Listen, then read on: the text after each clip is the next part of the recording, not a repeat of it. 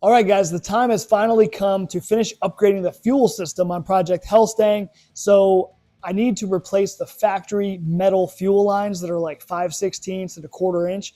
I need to replace those with 8AN. And well, I'm actually going to go big. I'm going to go 8AN on the return, 10AN on the feed, which is kind of overkill, but I just want to future proof it and future build it just in case I do get crazy with power down the road. At least the fuel lines will already be good to go. I think we're going to split this into probably a couple videos. Today we'll focus on getting the factory gas tank pulled down for like the third time because I've already replaced it a couple times to put in a 525 pump. But this time what we're going to be putting in is Quantum Fuel Systems, which is who I get my pumps through. They actually make this whole hanger assembly for 87 to 04 Mustangs, just drop-in replacement, just like the factory one, except that it has the fittings on it for AN lines already included. So they give you -8 and -6, but in my case, I'm going to be going to -10 and -8. But what I've got here are some adapters that I've got from Evil Energy. So this also already comes loaded with the same 525 liter per hour pump. I think they do have a bunch of different pumps too if you check out their website. And these guys also sell these on Amazon. That's where I first bought it, was on Amazon, like everything. So it's even got the fuel sock. It's got all the stuff you need, just like before, except now we've got the right fitting. So I'm going to do that for the focus of today's video. Then we're going to work on getting some of the fuel lines installed or start to get them plumbed. Let's get to work.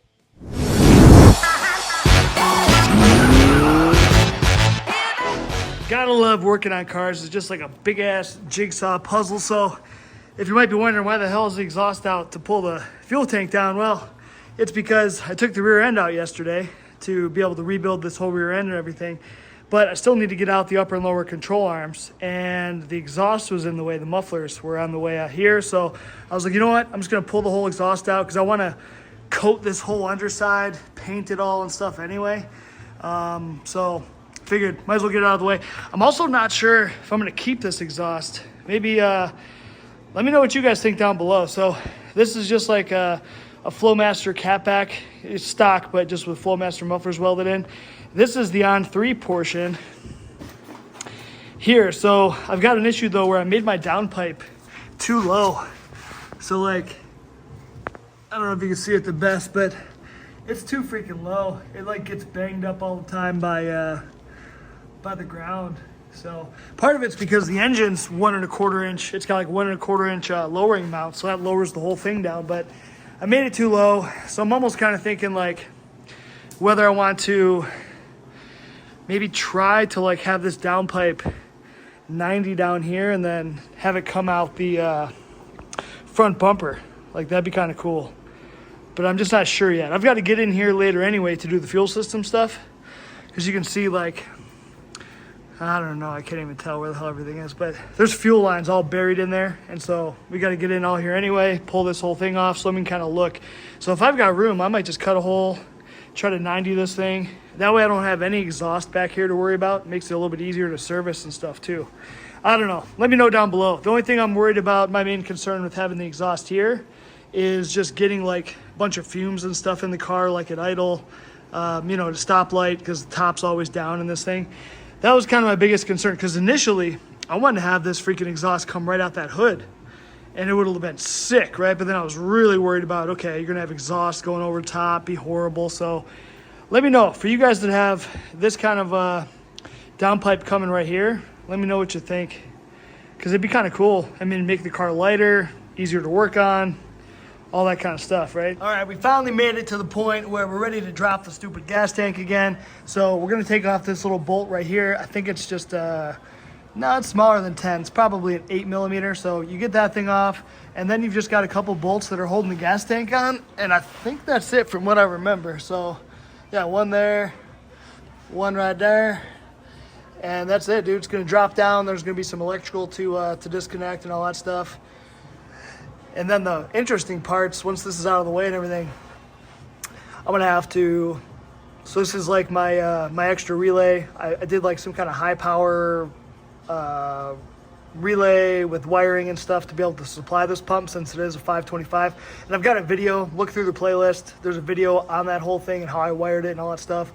But I'm gonna have to get rid of all this, get rid of all the lines, the fuel filter, etc. Blah blah blah. So I think today for this video we'll get the tank dropped, and then I'll show you guys putting in that new pump, and then that'll be it for this time. Because what we're gonna do too is, I think while this is all out of here, I'm gonna end up painting and undercoating all this stuff here. We'll clean it up, paint it, probably get it all painted actually before I even do new lines. But I'll get the lines ripped out, and then we'll get this all painted up before we kind of, I think, permanently put new lines in.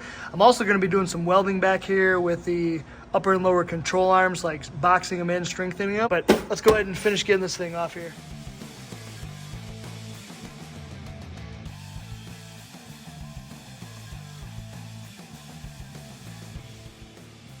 Dude, that totally sucked. I forgot there was a third bolt that's holding the straps. So one side strap just has one bolt, it slides down on like a pivot, and the other one has two bolts. There is no pivot. So didn't realize, so I was laying underneath it, I had the two bolts. I was like, why the hell is this one not coming down?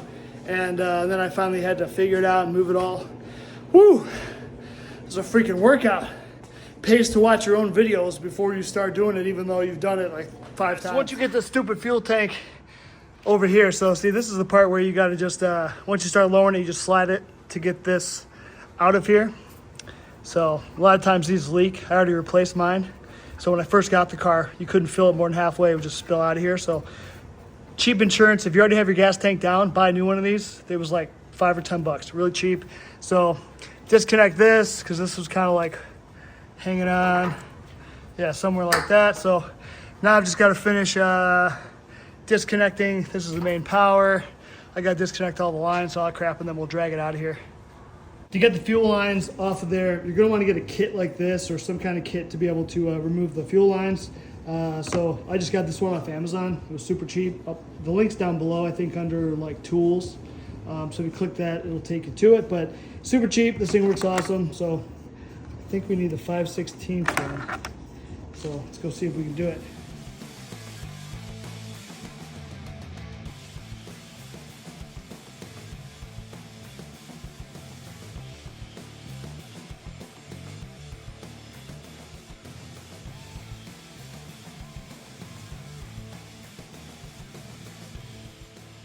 One thing I noticed, guys, check this out.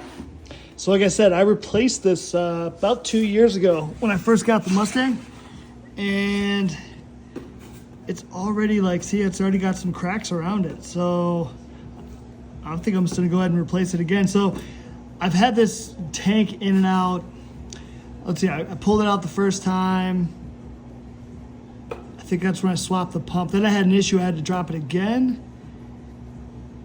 And then I think I did it a third time. So this is either like the third or the fourth time I've had the gas tank out. So this could partially be like, you know, part of my fault from just, you know, the rubbing it or whatever. But anyway, this thing pops off here. I'm not going to pull it out now because it's helping protect stuff from going in here. But super easy. You just literally pull that thing off, lube it up, pop the new one in there. Good to go.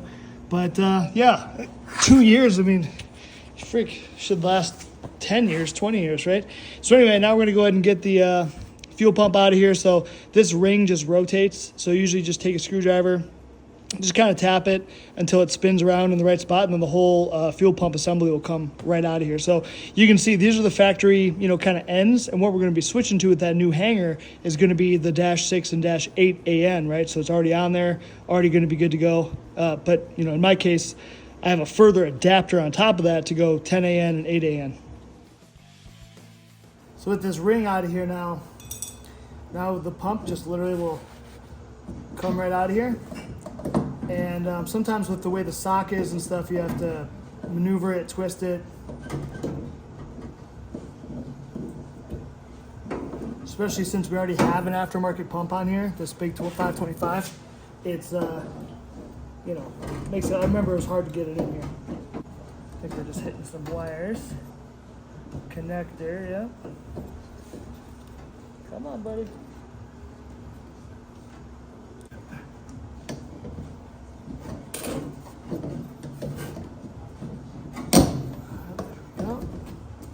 Like I said, this was hard as hell to get in here.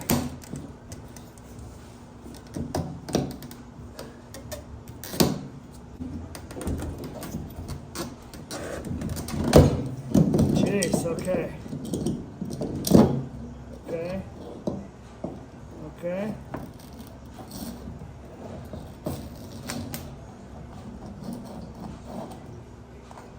Woo, baby. All right, so just quick side-by-side comparison here. So this is our OEM hanger with our 525. So this is one, again, that I bought the pump separate and I had to put this in myself. So that's kind of how I had this thing all ran. So that's why I made it a pain to get it out, right? Versus where theirs is just looping a little easier. So from what I remember, this was my fault too, because I had to buy this separately. And I think I didn't know what size to buy, and I didn't want to cut it because it has like a special end on it. So that's why I just rocked it how it was. But obviously this is a lot shorter, fits better. So that's cool. One thing I noticed about the hanger is this return tube goes kind of all the way down to the bottom of the pump, closer to where this sucks up. And this return goes like way higher, right? So it's a lot higher. So I'm not sure, you know, I don't know if that's kind of better having it so it shoots all the way down. Maybe that way if you have a lower tank, you're not just getting like fuel shooting all over. So maybe it helps with aeration or sloshing or whatever, but no big deal. This is actually the OEM style filter too. This was like one of the aftermarket ones that came. I think because I'd used this the first time, and then when I had to pull the pump out to fix it, the first time I put this pump in, I tried to use these kind of clamps and I screwed it up, and the pump ended up sliding down and became disconnected from the hose because I was using a rubber hose. And so I think that's why I had to use this one. But yeah, so anyway, this is the right style for a Mustang. So get this bad boy dropped in, and we'll use the new gaskets and all that stuff they gave us.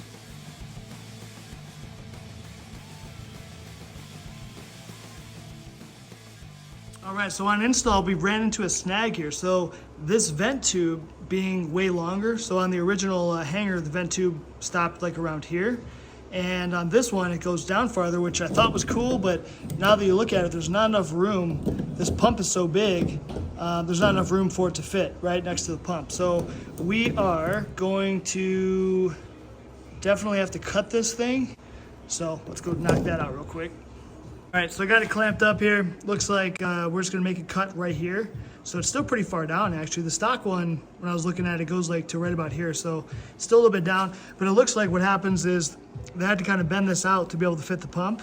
And so right here at this widest part, you know, there's no other room, right, to get it up there. So I think that if we're here, I might be able to just bend it pretty easily and just bend it in another 1/8 of an inch, 1/4 inch, and that should give us enough room. So I'm gonna try that. If it doesn't work, then we'll cut it a little bit higher, like something up here, but I'm gonna try this first. All right, finished product. So give it a little choppy chop, and then I just spun it like this and just pushed down to bend this in. So it's bent in about as far as it goes. It's just about touching the pump. So diameter wise, that should work for us now because it's smaller than the bottom. So let's give it a shot.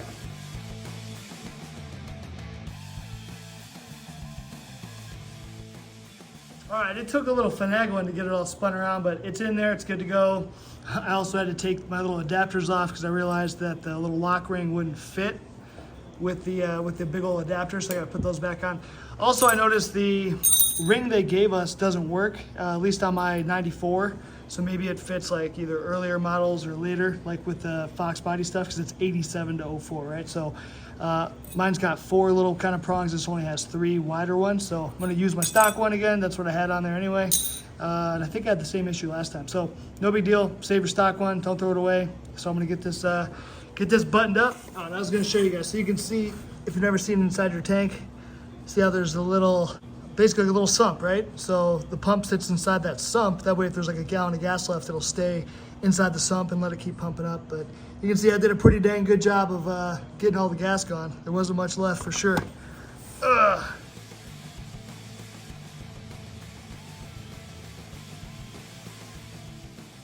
Took a little bit of convincing to get this thing all the way in. It's such a big pump that it's like really close to touching the bottom. So I had a little bit of trouble to get the ring started. So I just kind of pried on some of these ends here, and then boom, I was able to swing it in there. So it's in, it's all good. I put some light in here. You can't see any light around, so I've got a good seal, and I've got my fittings back on. So this thing is gonna be ready to pop back in. So, you know, if you were doing this at home, just reverse installation, swing this thing back in, bolt it back up, connect everything. you know, well, you have to run your lines and stuff, but we're gonna do that in the next video. So stick around. The next video, we will end up removing all of the factory hard lines all the way up to the front, and then we'll start plumbing in some new stuff. Drop me a comment below if there's any tips or tricks or anything I missed. Like, share, subscribe, all that good stuff. And we'll catch you boys on the next one.